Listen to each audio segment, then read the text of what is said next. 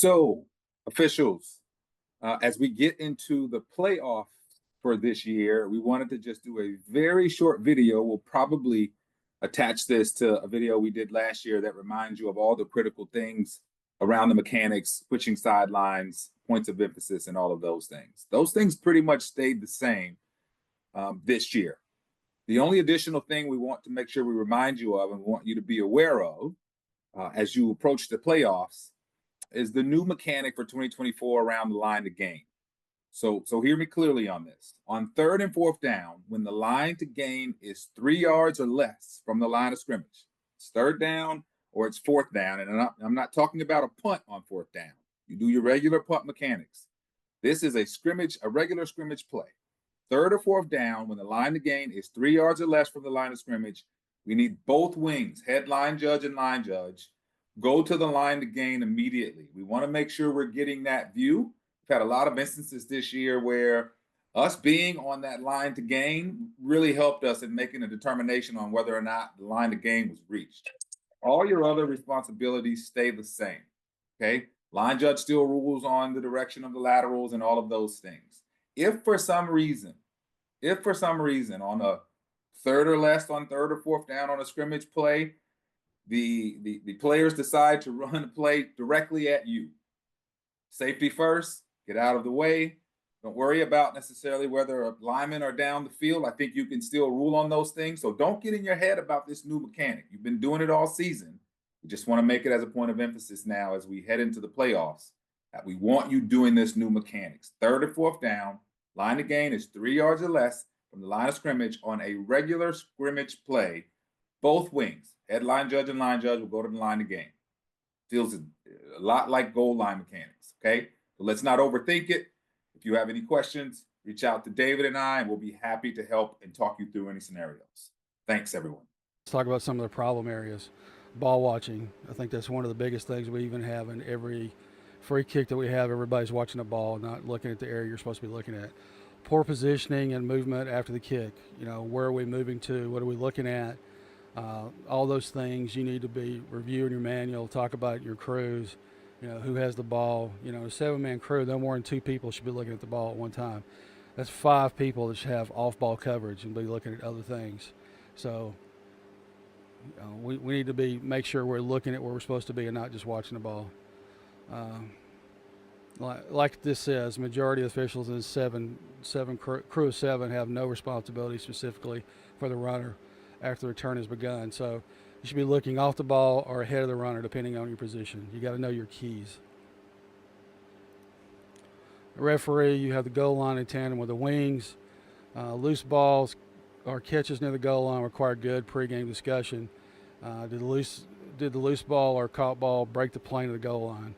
You know, rule of thumb, if he catches the ball inside the 1 and his momentum takes him back to the end zone, nobody's going to be mad if you blow it as a touchback.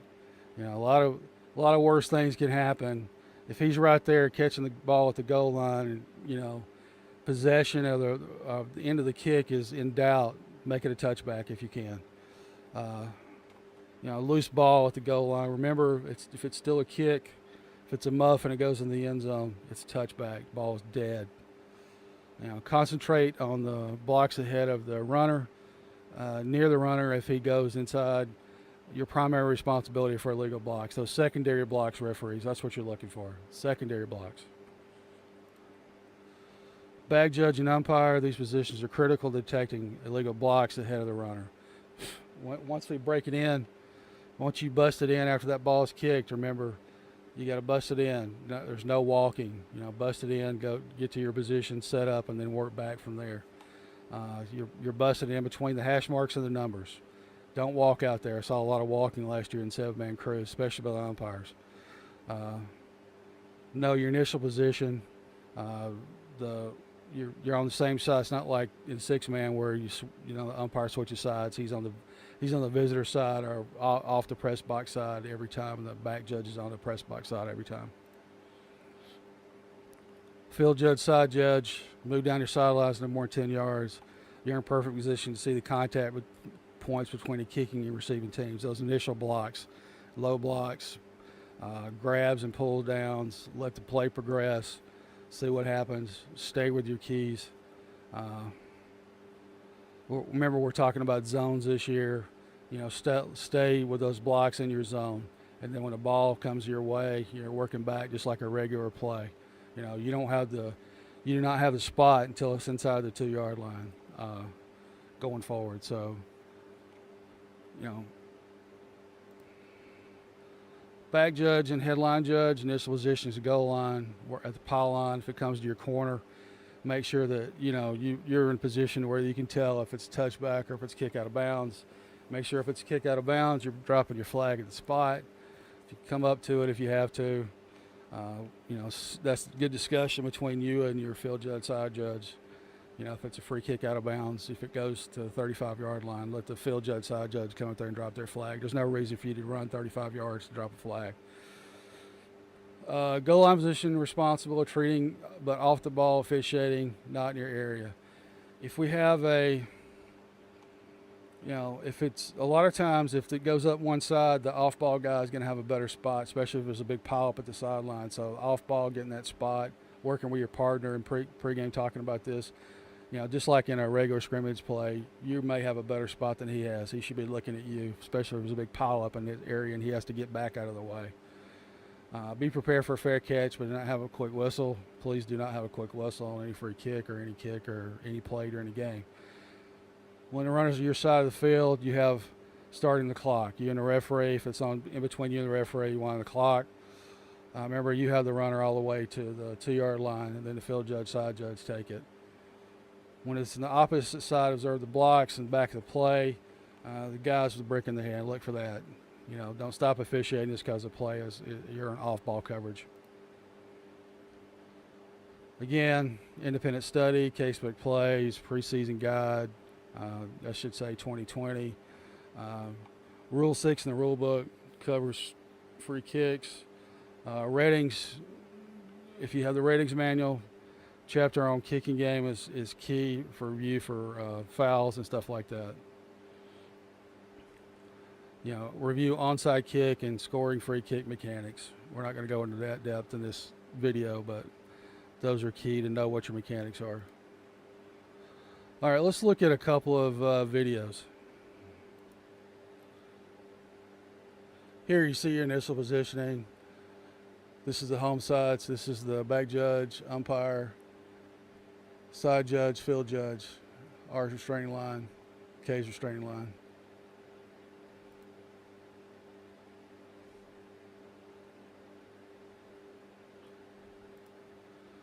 Remember, at this point, on a regular kick, not an onside kick, we're going to give them that. This is a plane. This is not a plane. If they have their leg over, as long as their foot's not down on the ground, we're going to give that to them. An onside kick, remember, it's a plane. They have to stay behind the plane if it's an onside kick.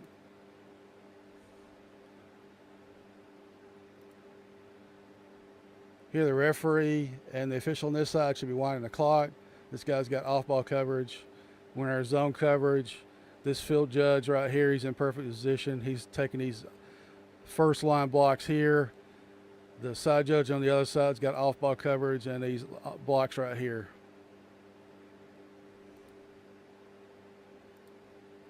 At this point, the referee, he's looking here. He's looking at secondary blocks in this area. Remember, the line judge and the headline judge and the line judge have the ball carrier.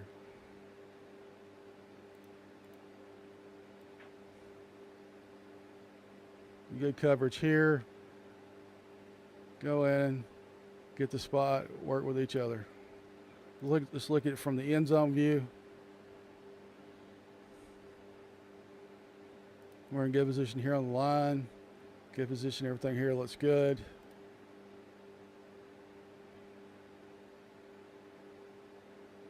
Ball's kicked. We need to be busting it in here. This guy's not really busting it. No walking, guys. This guy's jogging on in. That's good. Need to bust it on in here and get in your position. Remember, at this point, the referee here, he's looking at secondary blocks. This area. This guy right here is picking up these blocks here. These blocks over here. referee not only looking here, he should also be checking out anything over here. You know, we talked about bricking the hand. As the head linesman's coming up to get this, the head line judge is coming up, got the ball carrier, also should be looking at this area also. And like this guy's doing, referees don't get in a big hurry to come work your way upfield. Still looking for this stuff in here. We're looking at the referees looking right here. Off ball coverage. Here's coming in, squaring in. This point, these guys should be jogging on in, picking up the trash here, making sure nothing illegal is happening right here. Good job.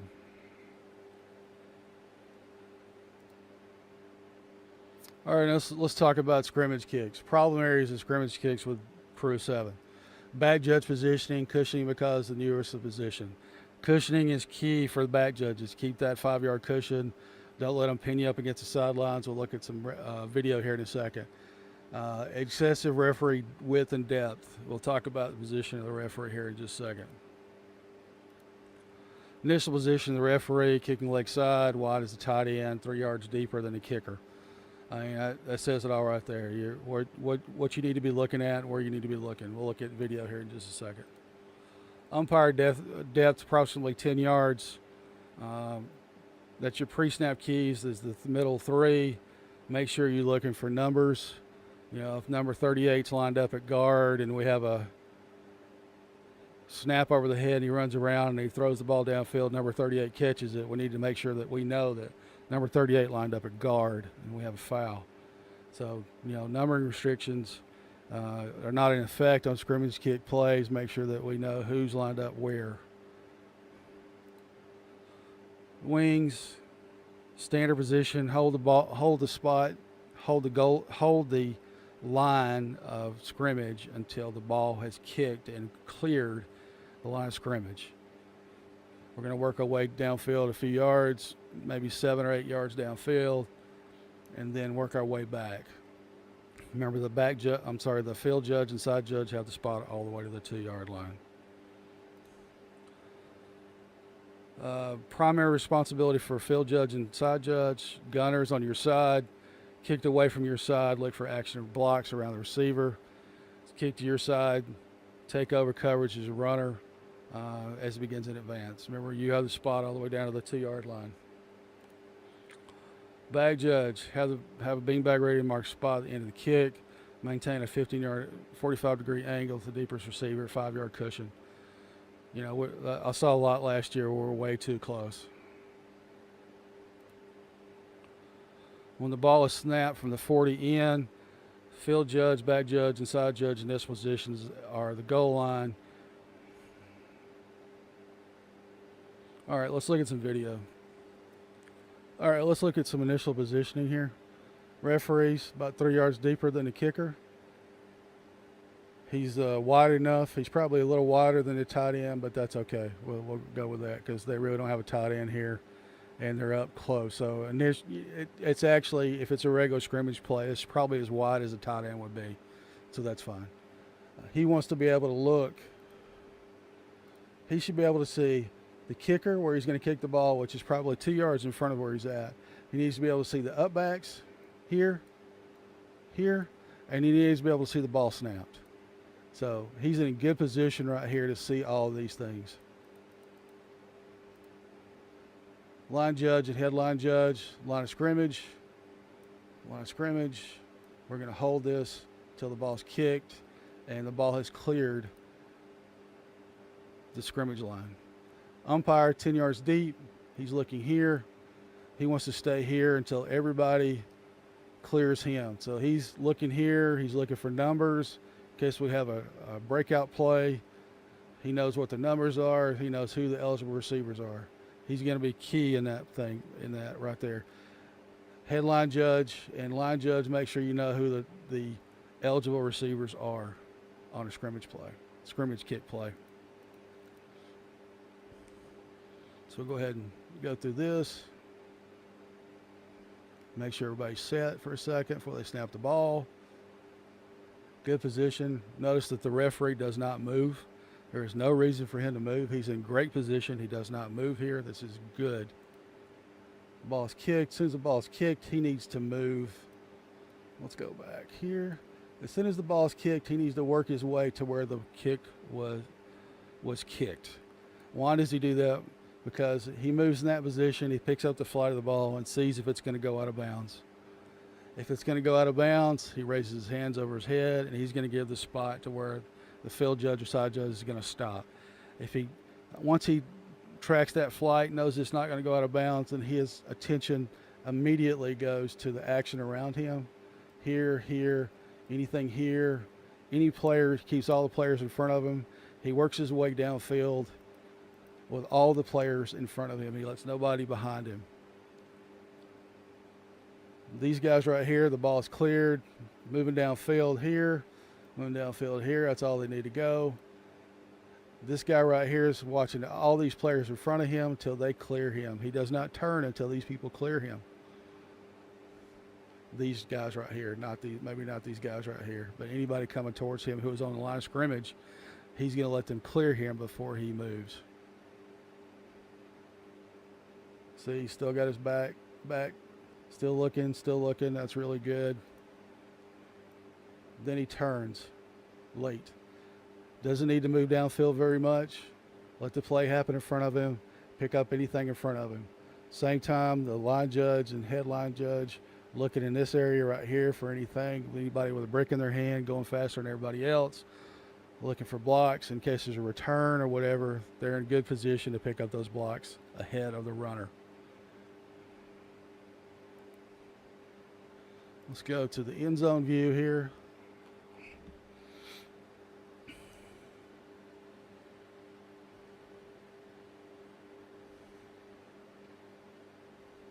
See his perfect position. See where his head is, what he's looking at.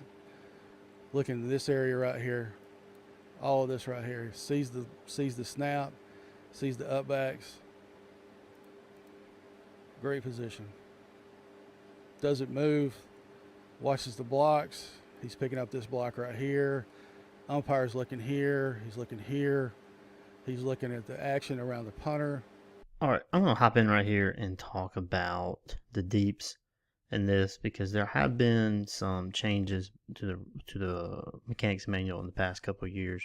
More recently this past year when it comes to deeps and crew of 7 on a scrimmage kick. So a lot of the confusion came in the past couple of years on the positioning of the back judge because it kind of appeared that what we were teaching in camps was a little bit different than what we had in the manual. So for a back judge, the initial positioning would be 10 yards deep. So he's good deep wise off of one shoulder. We used to teach 10 by 2, so 10 yards back, 2 yards wide. 5 yards wide is also fine. The important thing is you get a good angle that you can see. Because obviously we're looking for a muff or anything like that. So that's important that we keep that 45-degree angle. You want to keep that 10-yard cushion just in case there's a, like I said, if it muffs and it shoots back. We want to be able to get to the goal line. And then we also just kind of want to stay out of the way for anything that goes on. We don't want to be in harm's way. And once the ball is caught by the returner, still want to keep that 3 to 5 yards wide and about 10 to 12 yards deep. Because remember, once the ball is caught by the returner, as a back judge, we then give up the deep. And we go to, whichever side of the field the returner's on, that field judge or side judge picks it up. So you see in this situation, maybe a little too wide. I mean, depth-wise, 10 yards, that's fine. Maybe get about, like I said, 3 to 5 yards wide so you have that angle. You can see, anything that's going on. Muff, again, that's what we're looking for. Field judge, side judge, 5 yards back. All right, so we're not going to be perfectly in line right across. So the field judge and side judge will be 5 yards back, while our back judge is 10. And it's just like, let's see. once we, all right. Yeah, so field judge, side judge, you have the gunners really mostly coming down, and you're going to maintain that. Back judge, again, you are going to be kind of moving with the returner. So this is good. He's keeping that cushion, doing wide, being moved. This is really good. So you got a fair catch. So we're making sure we're in good position for that. Field judge, side judge, still watching those gunners. I would say maybe when you see you're going to have a fair catch, if you need to step up a little bit, do so. But I kind of like where he is right there. You still got that 10 yards. You're in a good angle right there. And then if this ball were caught and returned, like I said, if he returns it to this side, the side judge is going to pick up the returner and take him all the way to the 2. The back judge, you would come up the field and up the middle and cleaning up everything behind. Field judge, field judge, you're going to be watching this back area, cleaning up from behind there. One other thing too, I will note, as a back judge, remember we work inside out. So if you're set up, let's go back to the initial setup here. If you're set up like this, if the punt brings this returner this way, the back judge, you're going to let him cross in front of you and just kind of move more toward the middle or wherever you need to go and let him take it that way. Because again, we go inside out. So if the return brings him over here, let him cross in front of you.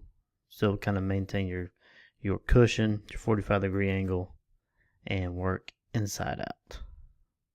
All right. I hope that cleared up for everyone.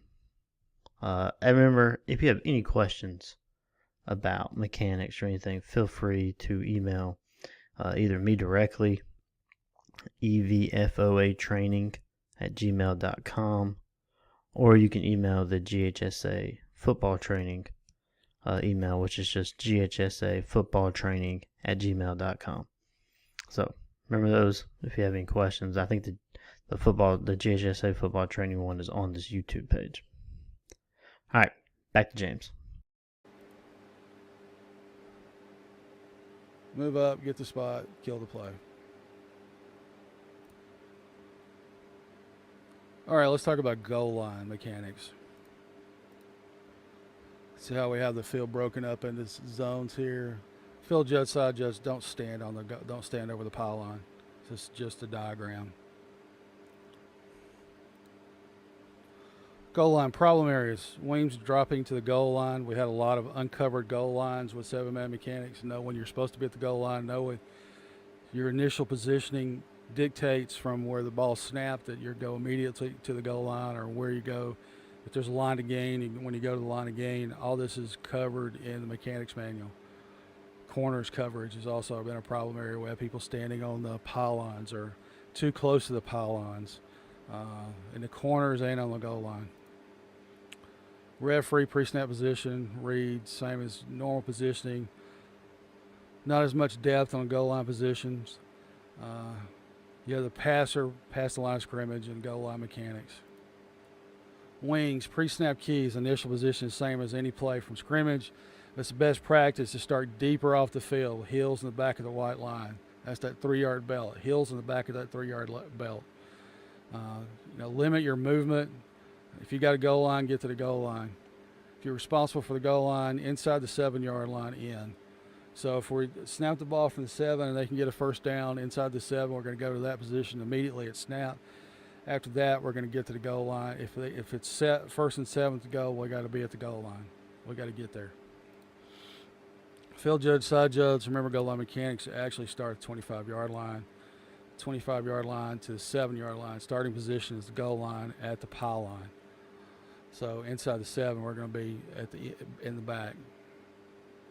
Inside the 7, we go to the back. Make sure that we talk about this in our pregame and cover and communication is key at the goal line. Who calls it? who's got the goal line, who doesn't. All this is covered in the manual. All this should be discussed in depth during your pregame, whether it's a Zoom meeting on Thursday before the game, or whenever it is, or if it's at the game. You know, if you have a Zoom meeting, make sure you cover goal line mechanics, your whole crew. Make sure that we are on the same communication page. If you have radios, use your radios. Whoever's got the call on who's got the goal line pre-snap. Bad judge starting position is the end line when the ball is snapped inside the 25-yard line. This is your coverage line. So if you're back there by yourself, you have the end line all the way across. You may have some help when it's snapped inside the 7 and the field judge, side judge being back there with you, but let's make sure that we have the end line covered and how you work that end line. Remember, we stay with our keys a little longer in goal line positioning. You know, look for holds on the wide receiver, pick plays, defensive and offensive pass interference. Again, independent study is key to this. Let's look at a couple of videos. This is not a goal line play, but this is a good example of communication. We're snapping the ball from like the 30-yard line. The back judge is here at the 5-yard line. The other two deep officials are at the 5-yard line. They've discussed where they're going to stand and what position they're going to take. Just watch how we rotate here. At the snap, he goes back, gets to the goal line. Good positioning here. Good blocks. He immediately gets off of the goal line and backs up here. This is really good. Backs up so he gets a good view. The back judge sees the play coming this way. He moves at the goal line here to be in a good position. And we have two officials in perfect position for a touchdown play. Let's talk about the goal line coming out real quick. Ball snapped at the 3-yard line, 3.5-yard line. At the snap, I would like to see these two wing officials move back to the goal line. Why do we want to do that? All right, at this point right here, the ball's in the end zone. Let's say this guy shoots the gap right here and tackles this guy. And this guy dives for the 1-yard line. How do we know? And he gets pushed back. These guys being right here, they're not in a good position to see if that guy made it out of the end zone or not. So what we want to do, and we snap the ball inside the 3 like this, is we want to move back here, or the 3 and back. We want to move back here and then work our way out. So let's say he gets hit right there and then push back. We're not in a real good position to see if he made it out of the end zone or not. So just a rule of thumb, move back, then move up, move your way out. You know, at the snap, you're inside, you're at the 3 or back. We need to move back here. I know they're like 3.5, but it's a good rule of thumb. You know, if I'm not at the 5 or more at the snap, I'm going to be moving back at the snap.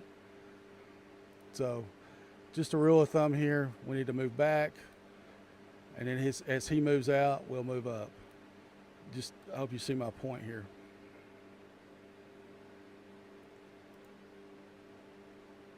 So he had to fight to get out of there, and we had to move back.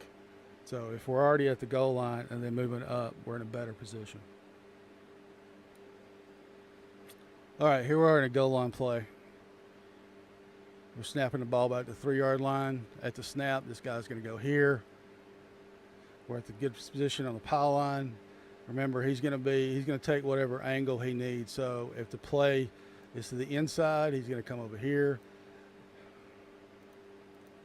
If the play is over on this side, he's going to be on this side looking in. So they move whatever position side of the pile line they need to cover the play. This guy's going to move depending on where the play, but he's going to stay inside here. So he's either going to move here or he's going to move here. Keeping his position inside of here unless he has to come way over to help out, and he shouldn't have to. Ball snapped. He's getting to the goal line. He's at the goal line. Then he comes back here, squares in, and gets a spot. Nothing really going on back here, so these guys are in good position here.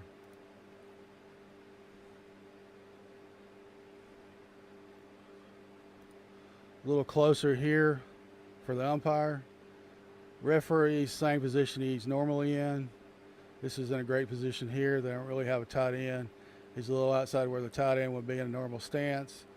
He can see here. He can see here. He can see the ball snapped. This is what we want pre-snap. Notice the lack of movement. This is where we need to be. No moving around. He's watching his keys. He's watching the play progress. Umpire's not moving. No action around him. He's keyed in on the action between his three guys right here. Good job. Come in after the play's over with. All right, let's now talk about passing, keys, and coverage on a regular scrimmage play. Most complex part of converting 6 to 7 has got to be the passing coverage and the keys. Headsets make it a lot easier on the coverage and talking among yourselves and mechanics and discussing. Back judge must shake to the strength of the formation each time. In a balanced formation, he shakes to the line judge side. Numbering system uses identified keys. Widest receiver is number 1. Next widest is 2.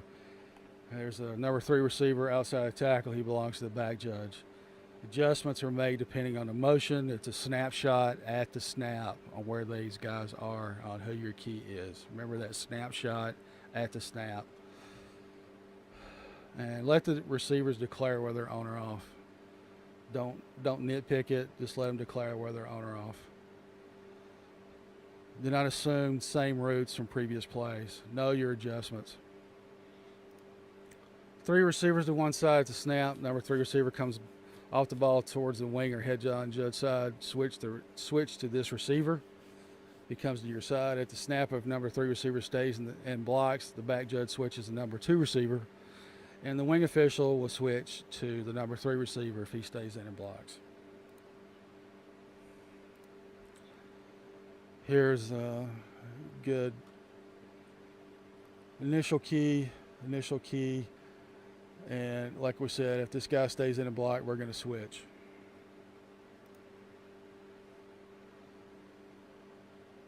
So this is 3 to one side, initial key. This guy comes in motion out of the slot, comes to this side. This guy switches to here. This guy still has the outside guy and the inside receiver, the number 3 receiver on this side. The back judge picks up. Line judge will switch from the slot guy to the back and the back. The field judge will always have this widest guy on this side, on his side. 4 receivers to one side. The wing official takes number 2. The back judge has 3 and 4 at the snap. If number 4 comes towards the wing, stays in and blocks, the wing official will switch 4, and then the back judge will have to pick up 2 and 3. Remember, we're going to, so you don't stay with the same guy throughout the play. Depending on what the play is, you may have to switch. If number 2 goes straight up the field and goes away from the wing official, the back judge pick up number 2 because he's deep, and then the wing official will pick up 3 and 4 if they stay in close. So again, 4 to one side, the little diamond formation here. He's got the deep guy on the inside. He has to pick up these 2 guys right here. But if this guy runs deep, these 2 guys stay in and block, then the back judge will pick up the number 2 guy, and the wing official here will pick up here. The side judge will always have the outside guy regardless of what he does. And then on the outside here, the field judge has the wide guy on this side. Stacked here, the 2 deepest guys here. The back judge keeps those 2 guys. The number 2 guy in the I formation here to this side, the head linesman will pick up. And again, if let's say these 2 guys stay in and stay short, and these 2 guys go deep, Side judge will still have this guy right here, and the back judge will pick up this guy. If this guy goes deep, these two guys goes deep, and this guy stays in and blocks, this guy, the head linesman, is going to pick up this guy who's in this area here, and then 2 and 3 at the snap will be picked up by the back judge. And again, the field judge or the offside deep wing will pick up the outside receiver. Remember, it's a snapshot at the snap. Let's look at a couple of videos. So we have 3 receivers to this side. So 1, 2, and 3. So the back judge is going to pick up this guy right here. The number 2 guy is to this wing official. Then the outside guy is to the deep wing on this side. Now, when he goes in motion, remember it's a snapshot at the snap. At the snap, this wing official is picking up 2 right here. Deep wing on this side is going to pick up number 1. The back judge is going to pick up this guy right here. And then the outside deep wing guy's got this guy right here. And then this guy will pick up this guy right here. Remember, it's a snapshot at the snap.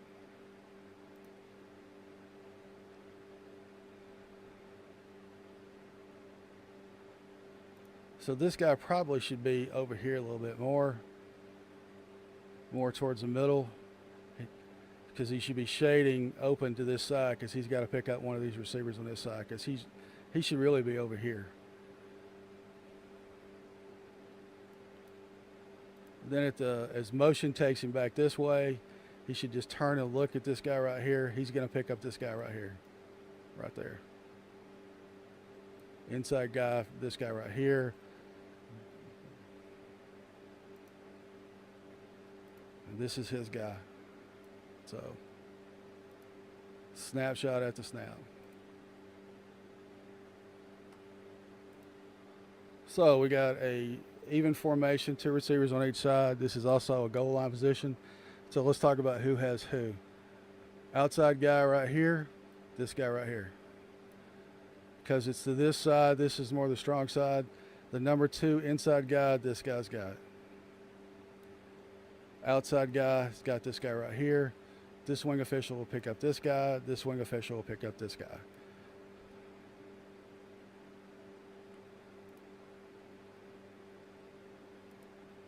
Remember, this is his guy right here. So when this guy cuts inside, if he pushes off or anything like this, this guy has got this guy. If this guy cuts inside, he gets held or grabbed, this guy's got him. These 2 guys out here on an island, this guy right here has got all of this. And then these 2 guys right here, this guy's got his eyes on him. So every eligible receiver, and then plus whatever this back does, if he stays in and blocks, this wing official still got him. Remember, inside the goal line, we stay with our keys a little longer.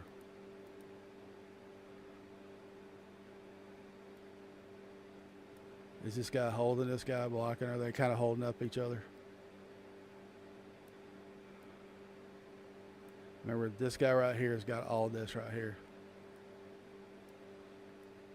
So he kind of goes in, he goes inside. This guy puts his hands up on him, so this guy's got to watch all that action. Is there an advantage, disadvantage right there? Are they kind of just grabbing each other? Well, see, he's got his arm wrapped around him, so the only advantage is by the defender. So don't really have offensive holding or a pick, because that guy, the defender, had his hand on him. Even though he kind of played into what the offense wanted to do. Go to the inside, go to the inside. This guy still got his hands on him, so he really can't call OPI because the defender is grabbing him. This guy just comes right off of it and then runs a little out pattern here and kind of runs right into what he wants to do. So everything here was legal. Good coverage. Hope you see the positioning. So hope you follow the keys as it goes, as the play progresses. We'll look at the same play from the end zone. This guy right here is cutting to the inside. They kind of grab each other, Number 2 just and he grabs him as he goes around him. So he kind of takes himself out of the play and opens up this little out pattern for this guy.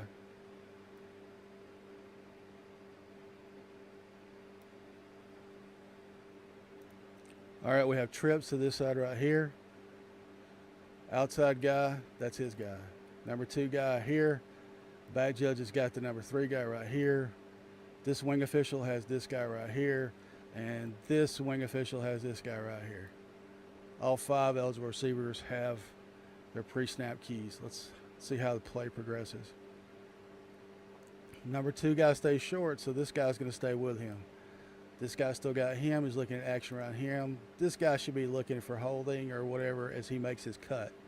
The back judge is looking right here, looking to see what this guy's going to do. Remember, this guy is out on an island. The field judge this side.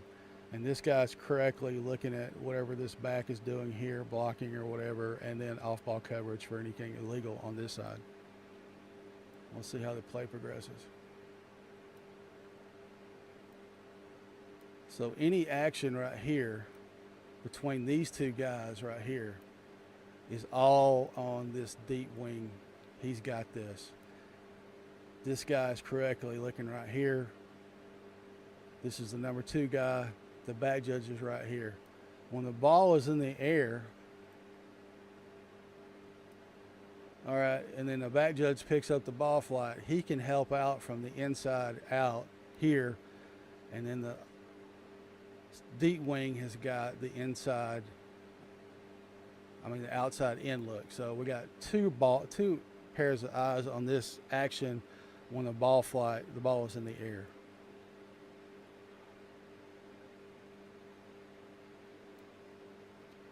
This guy should be secondary, coming in here and killing this. Although once he picks up the ball flight too, he's got to help out with a catch, no catch here. Because the ball was actually turned to him. So as the ball's in flight, now we've got 3 sets of eyes here looking at the ball and the catch, no catch. So he's got the guy facing him, he's got the guy behind him, he's got any kind of inside action he may have a view on that nobody else has. Correctly, not standing on the end line, staying off the the sideline at least a yard. Give yourself a good look to where the foot's in or out of bounds. Same here. I probably would, as this guy right here, instead of moving as the ball's in flight, I would stay until the action is done and then move in. This gives you a better view. All right, let's talk about clocks. In a crew of 7, the back judge is responsible for the play clock, whether it's visible or non-visible. So the back judge has a play clock. Side judge has primary responsibility for the game clock and resets. So if we need to reset the game clock, remember our axiom inside each 5 minutes of each, it's got to be over 3 seconds. If it's outside of 5 minutes of each half for us to go in and reset the game clock. If it's inside of 5 minutes of each half, every second's got to be reset on the game clock if it's something went wrong. And side judge, now everybody has responsibility for the game clock, but side judge has primary. Stadiums with outside the visible play clock, the back judge use the following mechanics. At 10 seconds, he'll hold his hand up above his head. At 5 seconds, he'll give the fist to the side, and then he'll start a visible countdown clock. That's without a visible play clock. So again, in this 2020, I'd like to thank everybody for all you've done this year, and hope you have a great playoff season. Again, independent study of the manual, film reviews, crew meetings, Zoom meetings with your association, or positions, Zoom meetings. Highly recommend once you get your playoff crew set, Zoom meetings to discuss pregame, have pregames before you get to the game site, because we don't know what the game site's, whether you can have a good pregame, and I think you can have a better pregame, more thorough pregame on a Zoom meeting if you're prepared for it, not just a discussion, but prepared. And that comes from the referee as the leader of the crew. Make sure that give your crew members things to do to prepare for pregame. Everybody should participate in pregames. Everybody should be prepared and ready to go. I wish you all well. I hope you all have a great playoff season. Please stay safe, and You know, if there's anything I can do, any questions, a lot of you have my email address or phone number. Text me, email me. I'll be willing to help. Just let me know. Again, thank you for all you do, and for GHSA, the kids, the coaches, the fans. I mean, you make the games go smooth, and let's be honest, the games can't go on without us, and you are appreciated. Thank you. Talk to you soon.